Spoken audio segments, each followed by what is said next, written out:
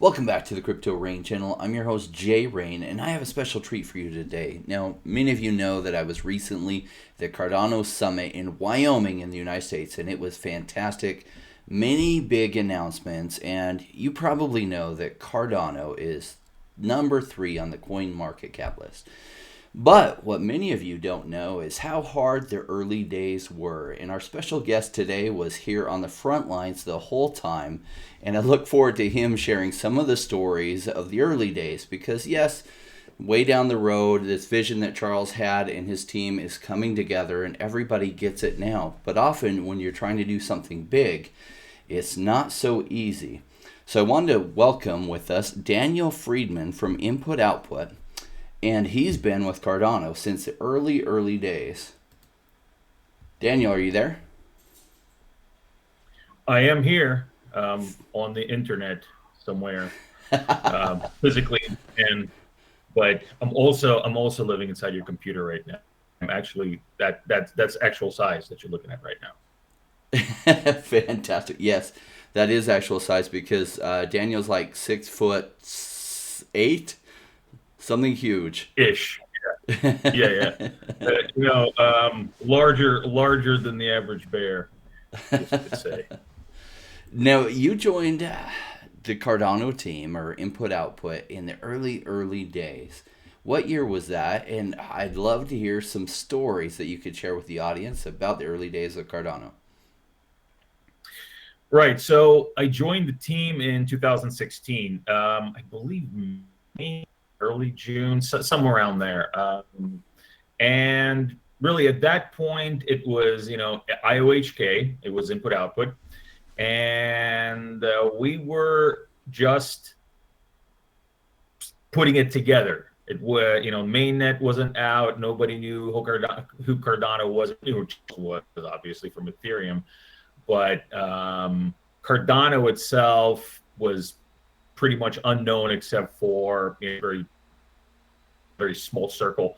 I was hired originally to manage and run the development of the sales app, which handled the pre-sale of Cardano. So basically, what it did was our pre-sale was held in Japan, and what it did was it managed everything from individual Cardano buyers, people who bought in the pre-sale, to and all the way up to the admin, right? So all the way up to the governance portion of the company. There was KYC there. I mean, everything was run on the app, and so I came in and managed the app until the launch of Cardano, and made sure that people, got their ADA. Yeah. Now, you and I were talking the other week, and you were telling me some of the funny stories, and I thought I have to share this with the audience. This is awesome because everyone now, a lot of people joining my audience today are new within the last year in crypto, and so they've always known Cardano as like a top 10 market cap, and some are brand new, and it's like, okay, number 3 on Coin Market Cap. But they don't realize how hard the early days are when you're trying to explain and share your vision with the world, and they don't seem to care. And you were sharing with me some of those experiences, and I was just laughing and laughing. I'd love you to share with the audience about needing to call that reporter in Japan. Right. Well, so like you, the early days were, well, that's just what they were. The early days, nobody really knew you. You know how this space is. If I don't know someone and I don't know what they're about, it's a scam right away. It's a scam. Everything's a scam. Everything. I don't know. It's a scam. It's not Bitcoin. It's not Ethereum. It's a scam. So you think that's what's happening right now. Mind 5 years and multiplied it by 10 because the space was still even younger than it is right now.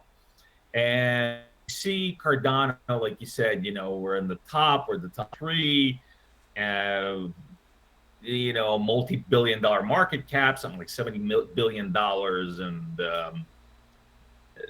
you think of Cardano as this like monolith of the blockchain sphere and blockchain ecosystem, world blockchain ecosystem. But if you go back 5 years, I mean, this was not like this at all. I mean, not like this at all. We literally had to constantly fight off attacks of people just really not understanding what we were doing and really coming to these conclusions. And so one thing that I would do is in the early days I would go through the internet, right? I would scrape Google, scrape the internet for mentions of us, because like I said, there was hardly anything there about us. So I wanted to make sure that the information that's out there is correct. That somebody isn't talking smack, and spreading misinformation.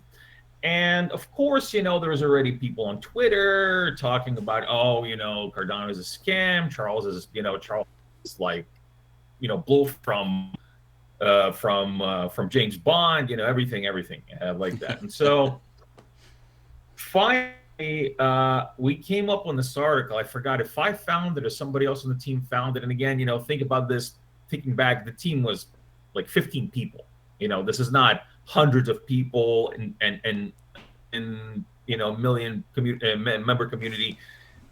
This is 15 people out there. Most are researchers and developers, and there's a couple of people like me, who are just out there kind of doing the business end of it. And so we find this article from a pretty popular Japanese blogger and one of those internet reporters. So he's not like a major, it doesn't work for any major publication, but he's popular online and he does articles for different crypto websites. And so he came out with this article, and we found out about it right away because people started talking about it in Japanese. That he wasn't calling us a scam, but he was. It was one of those articles. Well, this person on Twitter says that they're a scam, and this person on Twitter says that they did this, and this Twitter says that they, took their children's ice cream and, and slapped their mother. It's basically like, hearsay. It was an article of hearsay, but at that point, because there's no real information out there, that's what people is, like, oh, okay, so there was this article, this guy, pulling all the stuff offline, and he says Cardano is a scam, and it's, well, okay.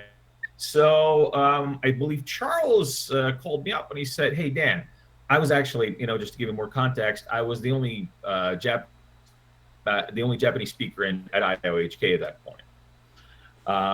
And so he asked me, he says, Dan, you need to find out how to contact this guy, and you need to talk to him to tell him that this is wrong information.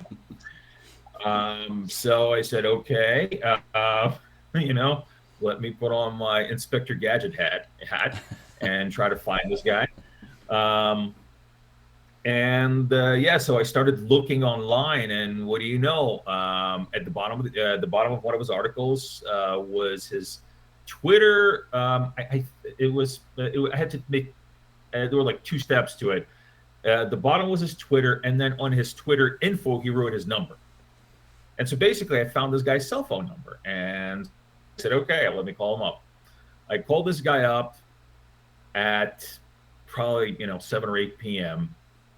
I asked, is this so and so, and all this. I mean, he says, yeah, this is him. But then I tell him that I'm calling from Input Output, and all this is like, oh, really? This is in Japanese, obviously.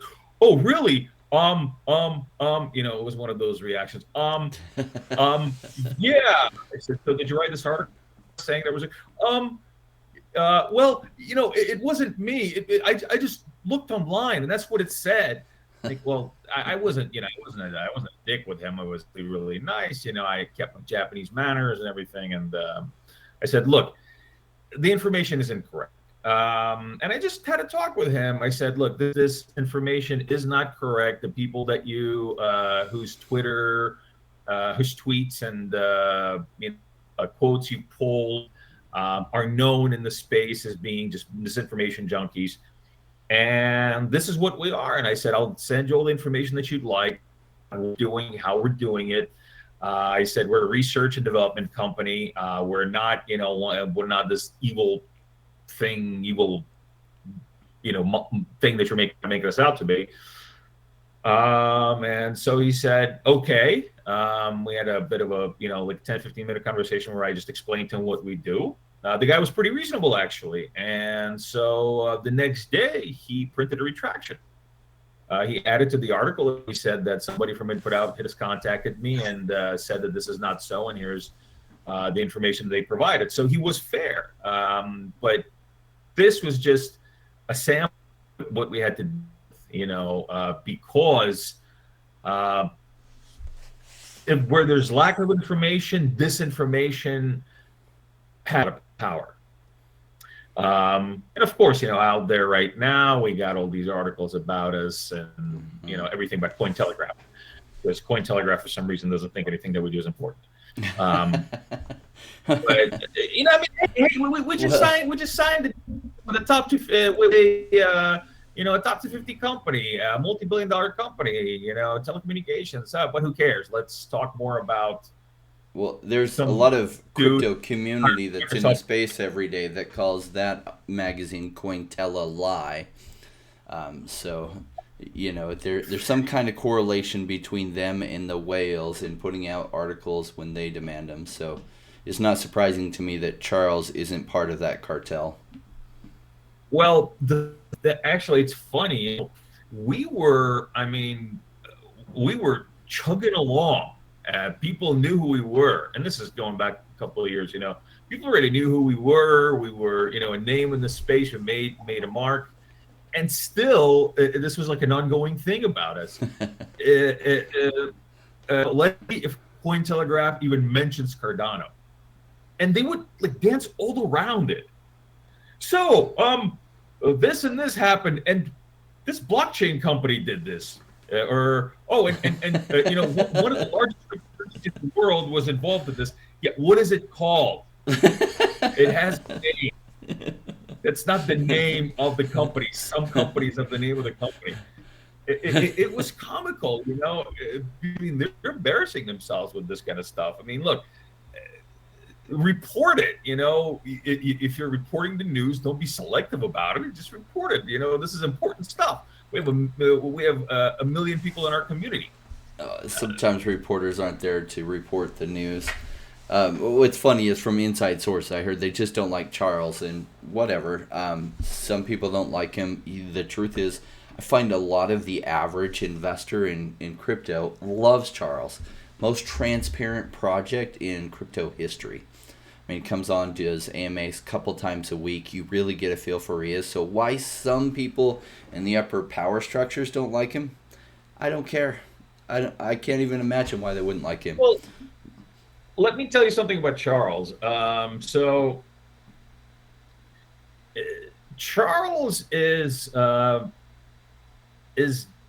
different, I would say. And how is it? Well, I was in business for a while until I met Charles, and this is going back 5 years, 5.5 years.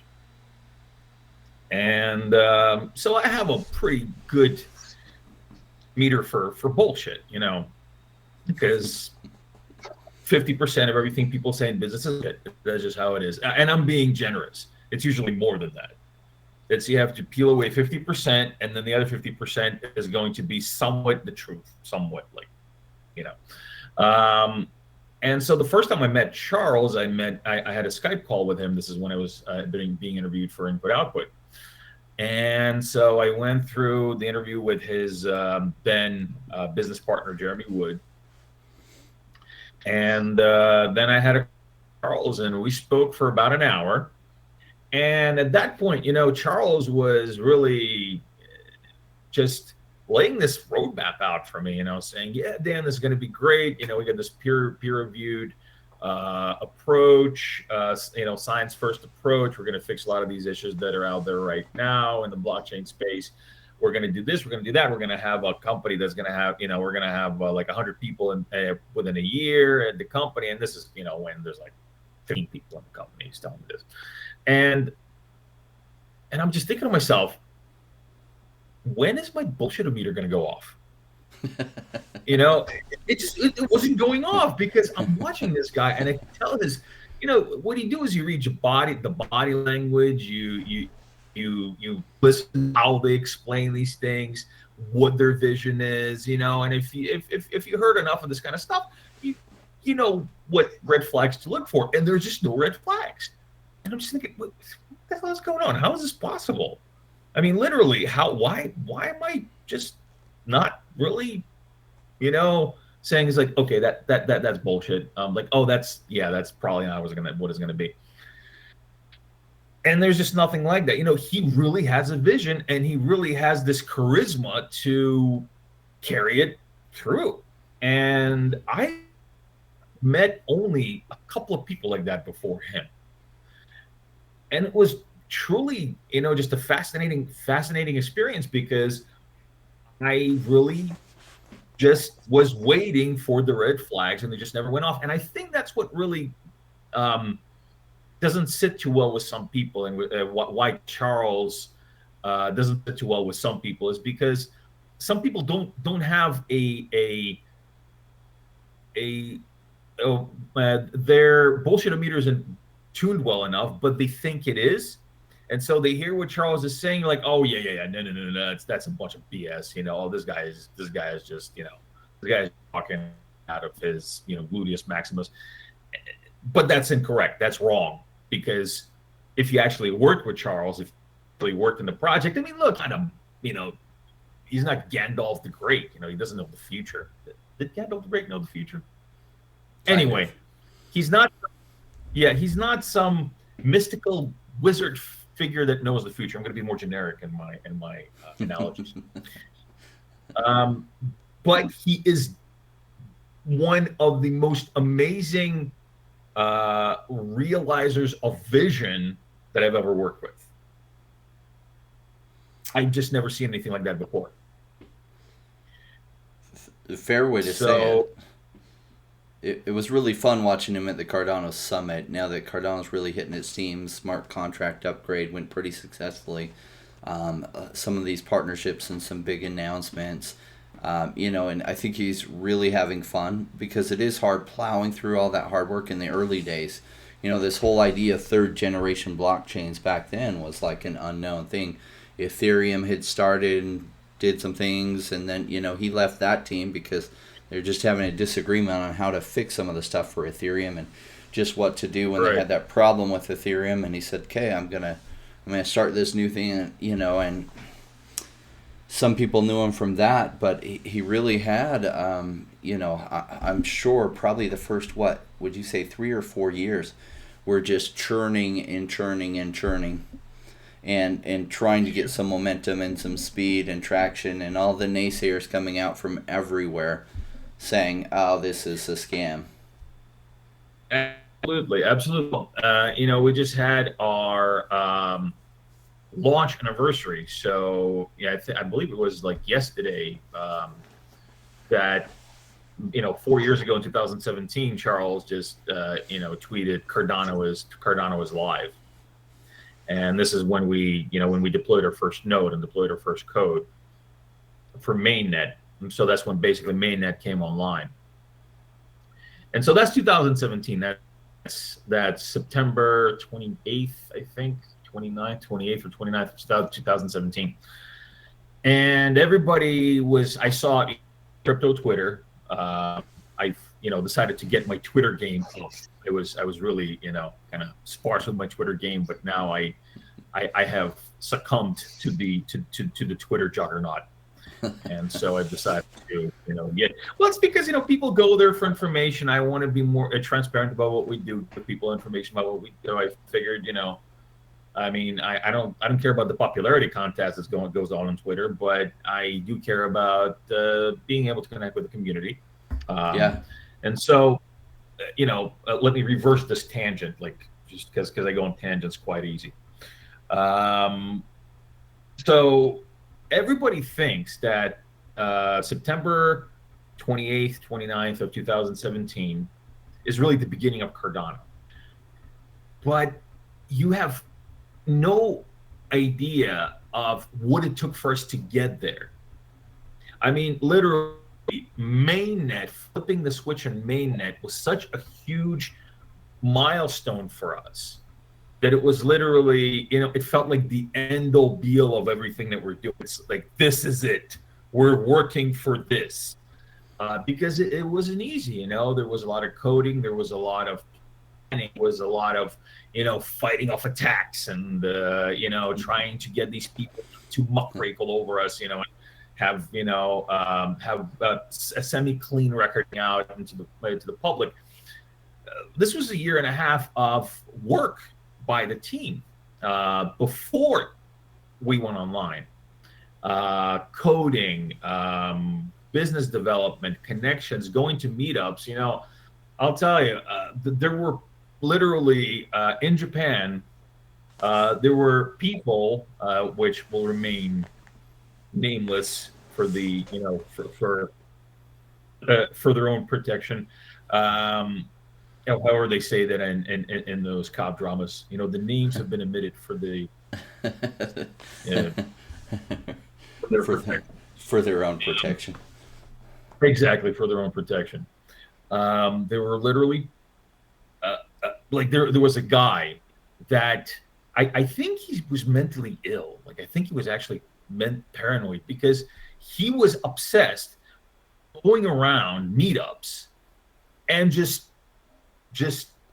yelling about us being a scam. This guy was like, he lived for this. Like this was his mission in life, to go to as many meetups in Osaka, in Tokyo, and everything, and just yell about us. Cardano, those assholes, those guys are just trying to scam, and funny thing, who did I speak to the other day? One of the old timers at our company, and we're just talking to, like, whatever happened to that guy? He's just gone. He's just disappeared. I mean, he was literally getting to a point where I would talk to other people, and we'd say, I'd say, so did he show up? It's like, yeah, he was at the meetup again. And they said, so are people actually listening to him? Oh, no, they're just laughing at him. They know he's got some sort of he's like mentally unstable. But for some reason, it just brought out these people. Just these like obsessive, eccentric people that needed to just bash and beat down everything we did. And so this was a year and a half of fighting through this, like going through the jungle with a machete, cutting your path. And so when we went live, I mean, this was, for right now, for example, the big milestone for everybody was smart contracts. Everybody was talking about smart contracts, right? For the past half a year, Hanzo smart contracts. Cardano is gonna go mainnet with their smart contracts. This was like the big thing, and everybody's multiplied it by 100, and that was the mainnet launch. This is how important it was to us. This is how big it was to us. So, looking in retrospect onto these times, you just realize how early that was, how much came after that. And it's truly amazing. I actually tweeted about that the other day. I just said I never really thought about it because it just seemed so huge, so finally we did it, finally. But that was just the beginning. That was just early. And I'm sure that 10 years from now, I'm going to think about this as being early. So and these things about us being a ghost chain, about us not doing this right, it's like all of this stuff's been going has been around for years. It just comes up, it's like like a trash that floats around the ocean. Sometimes it washes up on the shore, but it's been in the ocean for a long time. It's just been kind of floating around there. This is the same thing. Well, I'm grateful to the people like that. Tezos did some some upgrade to their system. They finally had staking live, and all the Tezos people were doing some victory laps, and they were fudding on Cardano. And it's funny how much money they made me, because I had some Cardano, but I was like, I'm going to look really deep at this. When I looked really deep, I was like, I don't have near enough Cardano. I didn't buy a single Tezos. They're running around, oh, Tezos, blah. Anyway, so I was like, you know what? I better look deeper at Cardano. Yep, I'm going to buy a lot more. And I want to thank them personally from the bottom of my heart for fudding on Cardano, because I always like to give projects a fair shake. And when I was listening to what they were saying, I was like, something sounds incomplete. Better look deeper. And as I looked deeper, I was like, Cardano's going to be a winner. And, a lot of the audience, they're new in crypto, and it is hard to identify the ones that are going to be winners 3 or 4 years down the road. So what I look for is solid leadership, solid teams. And then it's just a guess, and you don't know what events will transpire that throws that off track, but it's just a guessing game. And Cardano was a guess that many of us made. I mean, Daniel was smart enough to jump on board and help the team get there. But, now Cardano's number 3 on CoinMarkCap. Its smart contracts are live. A lot of things coming together, a lot of big world-changing agreements happening, and it's exciting times. But there were some early days that were just struggle, right? And you know that better than almost anyone. Yeah. Well, you're saying that, I was smart enough to jump on there. Look, I just came into it because I saw something there, but it wasn't like, I'll tell you the truth. Charles was the one with the vision. I really knew, I knew about IT. I've been in IT since the 90s. I knew about project management. I knew about coding. I knew about blockchain, but I wasn't excited by it. I didn't have I love it now, obviously. I love it. I live for it. But I honestly was not excited about it. I was excited about working. I was excited about putting out this product, but I wasn't excited about the mission until I really got to understand it, and it took me a few months to really understand what we're doing. And now, I believe in what we're doing just with my whole heart. It just reminds me, I don't know if maybe this is, I don't know what is the average age of your listener, but I am kind of old, so I bring up 80s and 90s movies references. Well, this one is from the 90s. It was a movie called demographic is 24 to 55, so I think you're good.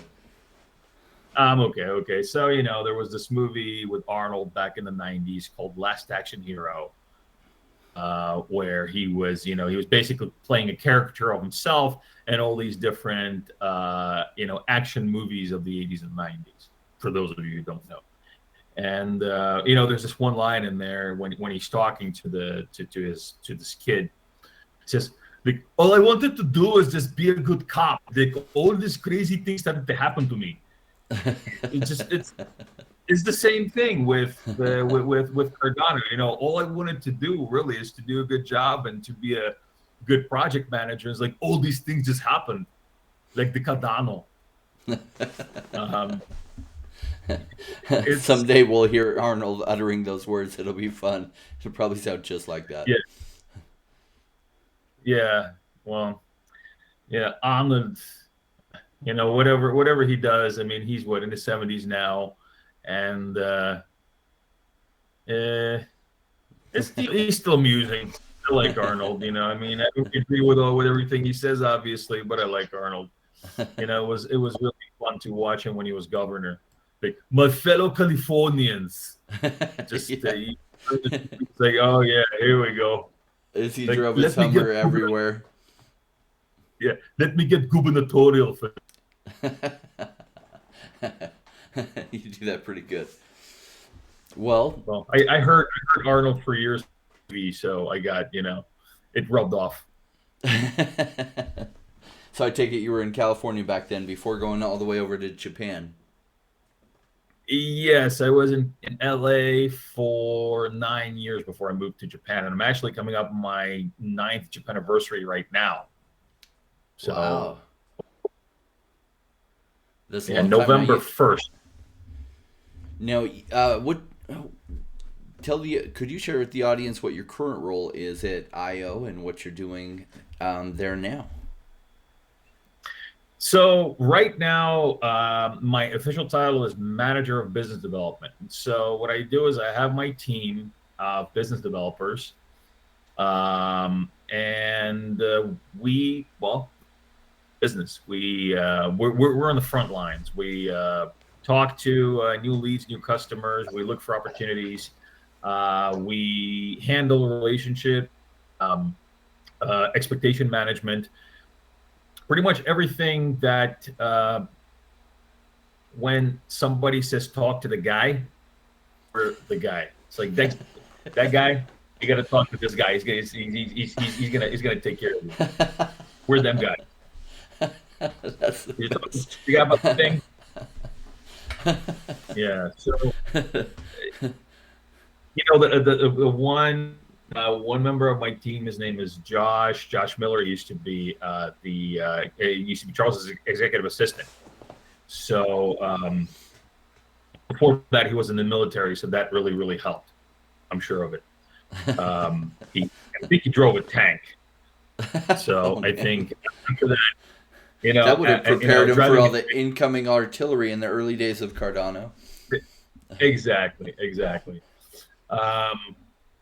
So Josh is specializing in the NFT space. Then I have another guy by the name of Doug from Mongolia working on the and Doug. Doug has a Mongolian last name that I'm not going to butcher right now. I'm not going to do it. I'm not going to do it. His name is Doug.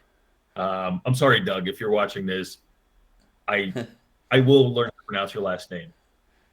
Doug is in Mongolia. So if you followed Cardano for a little while now, you know that Charles went to Mongolia a few years back. And we're still working in Mongolia, and we're still putting together deals and working in the Mongolian ecosystem. So Doug is specializing in Mongolia right now. And so and I specialize for, on Earth. So anything has to do with this planet, I specialize on. I actually spoke to somebody who does satellites in space. So I might be also specializing in outer space soon. And Mars soon to come. Yeah. So Dan is in charge of the Earth and Martian regions of Cardano business development ecosystem. So you might be talking to Richard Branson and Elon Musk soon. Work out some Cardano deals for Mars. No, look. With Musk, if it ain't the shitcoin, he's not interested. Oh wait, did I say that out loud? Sorry. Good. Delete that. We'll fix it in post. Yeah. I think his thing with Dogecoin is more along the lines of it has no project running it, so he can kind of come in and kind of take over as CEO of Doge because nobody's actively working on it. There are no active developers on Dogecoin. That's best I could figure what was going on there, because beyond that, I don't know. Other than he's just trolling people, which could be that. I mean, look, the guy's smart enough to several multi-billion-dollar enterprises. So when he comes out on Twitter and puts out some moronic meme about, is this meme that goes around with like a sandstorm, a sandstorm coming to the approaching a city, and so the city's got a little caption that says world economic system, and then the sandstorm is Doge, and he was like, yeah, that's pretty much what it is. No, that's not what it is. Do you understand? It's a joke. It's a joke. Like, it was written as a joke. The guy who wrote it said it's a joke. The guy sold it. He still says it's a joke. And then he's like, oh yeah, my Doge developers, my Doge developers. Oh God, like, come on, man. There's no Doge developers. Why don't you launch more freaking roadsters into orbit? Okay, why don't you go and do that for a little while and just lay off our ecosystem? Look, I don't know how far you want me to take this. So I'm just going to chill a little bit, but I had more respect for Musk before he started to. Is this a PG-13 type of show. Yeah, family friendly. We don't drop certain words. Yeah, yeah. Before he started to um, dump garbage. There we go. Dump garbage into my ecosystem. Dump garbage into the blockchain ecosystem and messing with the market. I had a lot more respect for that guy. Now I look at this guy and I just like, He lost a they lot of should pan people in down. this. He lost a lot of people in this space, and I've had tremendous respect for what he's done. I followed him since PayPal days, and I don't know what was up with the Dogecoin and the other manipulations. He's a smart enough guy. I assume he has his reasons. They don't make sense to me. They didn't piss me off, but they pissed off a lot of my friends. Well, it pissed me off because look, I mean, he can say whatever he wants, but he was literally messing with my business. He Yeah. was literally messing with it because, and this was irresponsible because he was getting people who don't understand it without doing research, to FOMO into Doge when it Into a was meme coin. climbing Yeah. into a meme coin. I mean, one of my coworkers' father was talking about it, and he's should I buy Doge, and how many people did buy it, and then get dumped on. Okay, look, I'll tell you, you know what? I knew that it was going to do that, and I did not put a single penny into it. And you know why? Because when I sell my cryptocurrency, whatever I own, okay, if I decide to sell any of my cryptocurrency, I want to know that I'm not selling garbage. Okay? If I ever decide to get rid of any of my aid, okay, I have no problem with the transaction, not because of the monetary aspect of it, but because I know that they're getting a solid product. It's not crap. It's not a meme coin. It's not garbage. It's a solid product. I'm not selling them bridges. Yeah. Fully agreed. I don't touch And the that's meme coins because for the same reason I don't go to the casino. Just the odds are it's just a total gamble. And like you said, when you are selling it, you're selling them something just based on hoping for the greater fool theory. I hope there's some greater fool who will buy it for a higher price than I buy it. And I don't buy into that whole system. I like things that there is intrinsic value that grows over time because that's what I consider investment. And that's what I like about this space a lot. I do love the life-changing wealth that can be here for smart investments, but at the end of the day, you're investing in something when you're investing in solid projects that will have things that will change the world. Either they will decrease transaction costs or they will increase profitability of something. They're adding value to the world, increase communication networks, increase capabilities of technology. That's what you're investing in, and that is a great opportunity to get rich if you invest well. And I like that because you're adding value to the world while making some good money.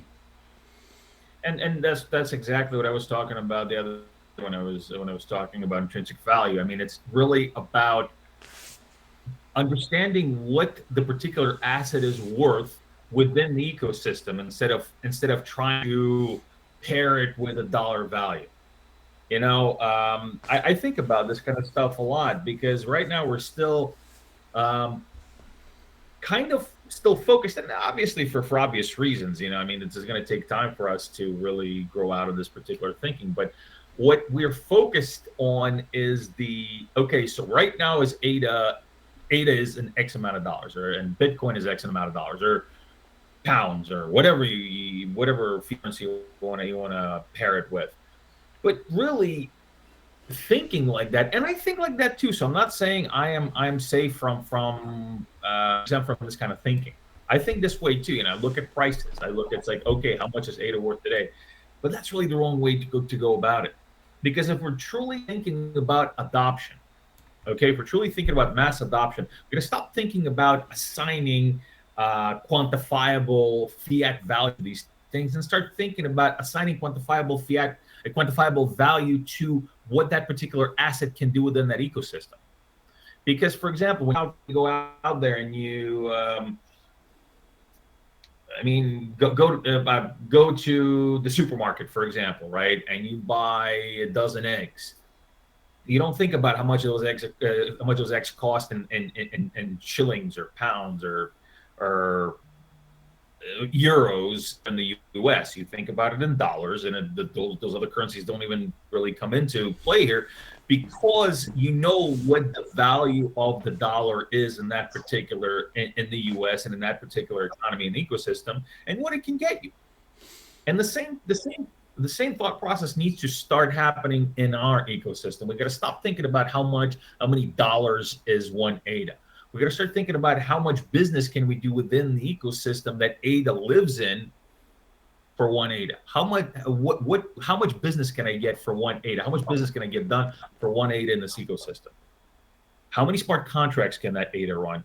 How many transactions can it do? How much information can it pass? You got to think about it in that particular absolute for it to be a true mass adoption. Right. In other words, it replaces or becomes its own monetary system. Right. And it might get there. Absolutely. It might get big enough it gets there. Who knows? And maybe the dollar and other systems will collapse themselves in the next 15 years. Hopefully not in this next cycle. But they don't have to, really. They don't have to collapse. They don't have to collapse. It's, you got to think about it in a way of how things naturally evolve. Like, for example, with the auto industry, right? I see this thing going around Facebook with a photo of a bunch of electric cars in 1912 charging at a station, right? And this thing is about the text in that meme goes, or whatever you want to call it. It's a meme or it's an image, whatever. Goes a photo of electric cars in 1912. How did we ever lose this technology? We never lost this technology, but this is not the same technology that we're using today. You do understand that. Those cars back then were impractical. That's why it wasn't some giant conspiracy of all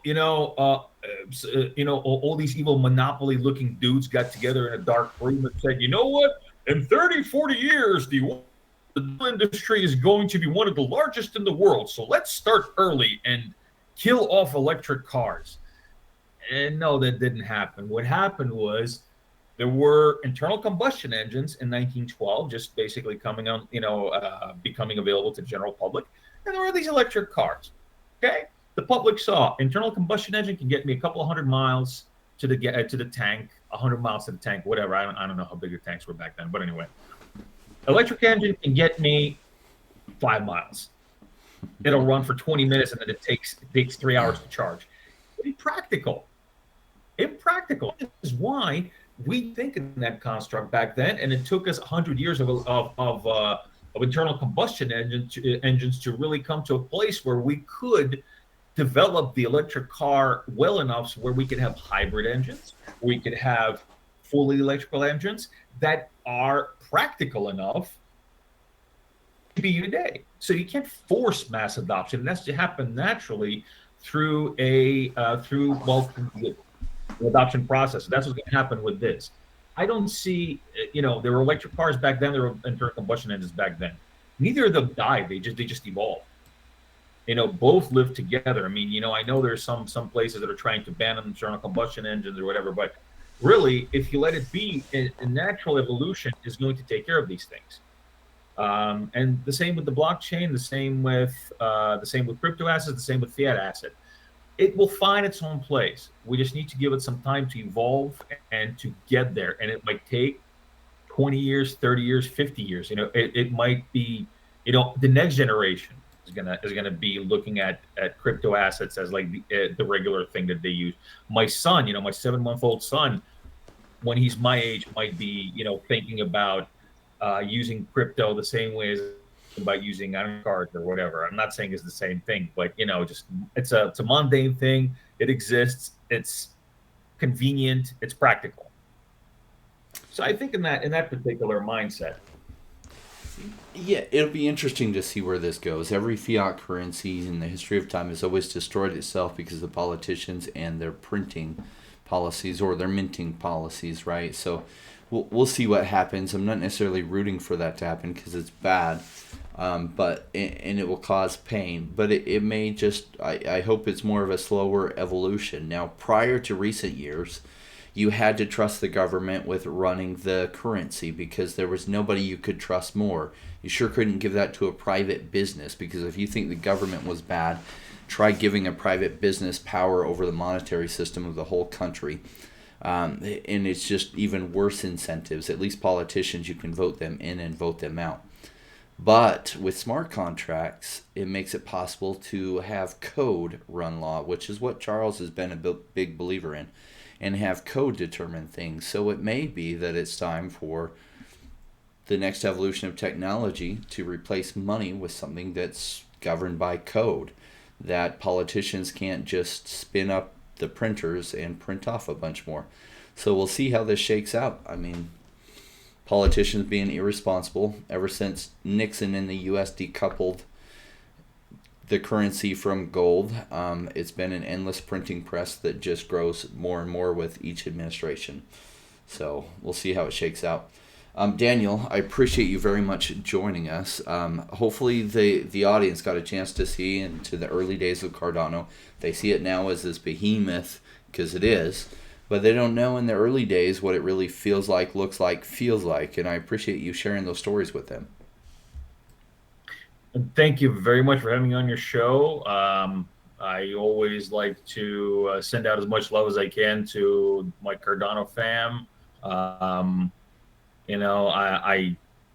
am not trying to get all, gooey and sentimental every single time I talk about this, but it truly makes me feel like I've accomplished something in my life to be able to say that I was a part of creating this awesome ecosystem that exists right now, that has all this interest, all these people in it that truly believe in the same thing that I believe in, that my team believed so many years ago. And so I just like to thank everybody for being a part of this, for believing in us and believing in our mission. Crypto Rainn, thank you very much for your addition to the ecosystem. It's a huge thing to do, to spend your time, to spend your energy, and to spend, to really dedicate so much to bettering the ecosystem. And everybody else out there doing this, I also like to thank you very much from the bottom of my heart. It really means an enormous deal to us to know that you're all out there. Awesome. Well, we thank you for joining us, Daniel, and giving them a sneak peek into those early days. I know a lot of my followers are investors, right? And if they're new to investing, they don't get how hard the early days can be, and they're sometimes evaluating new projects that I cover, and I just wanted to see that what it looks like in the early days, and particularly what it looked like in the early days of Cardano. Now that Cardano's realized some of its success, but I mean, truly, we're going to see a lot more from Cardano in the coming 20 years. But it's made it through that, where you get that escape velocity where like a rocket ship is trying to leave the Earth, and those first 2 miles are the hardest. So it might travel 10 million miles after that, but those first 2 miles are the hardest, and it seems like Cardano's reached past its first 2 miles. So thank you so much for joining us, Daniel.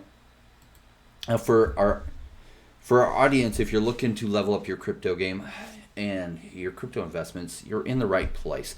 I'm not a financial advisor, I'm just a crypto investor myself. But over the last 3 years, I've turned thousands into millions, and I follow a simple contrarian strategy. And if you're looking for that kind of, I guess, it's not advice, but just sharing with you what I do and how I think about it and these strategies, then maybe this is exactly the right place for you. And I'd love it if you joined us by subscribing to the channel, hitting that all notifications button, and join the Telegram group below. And we will see you next time. I've got a quick wrap for all of you Rainmakers. This reinforces the principles of successful investing that I follow.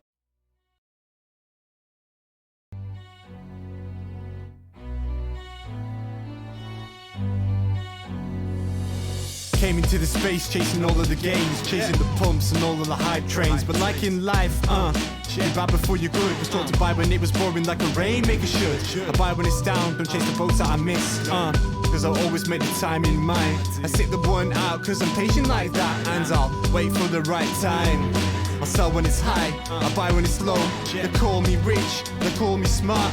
I'm just a rainmaker running the show. Calculated investments, I don't lead with my heart. The principles are simple, they're leaving a mark. Why when it's boring, just gotta be smart. I sell when it's hype, like all the channels they pump it. That's when I was selling, go parabolic then dump it. They call me rich, they call me smart. I'm a rainmaker, making my own start. I'm with the future, learning the past. Makes the time fly by, years going so fast. The game plan is mine, I'll own it now. When I reach the top, haters asking me how. Cause I'm a rainmaker, investments I love. And I follow what I learn, not relying on luck. The time is never better, the time like the present. This next 5 years is a gift and it's feeling like heaven. I'm committed to learn, to study and to know that nothing comes easy but when knowledge the game show. Sticking at this wrong, cause soon will come a bear market. Learning and growing and when it's slow will be the target. Naysayers come out, Bitcoin is dead.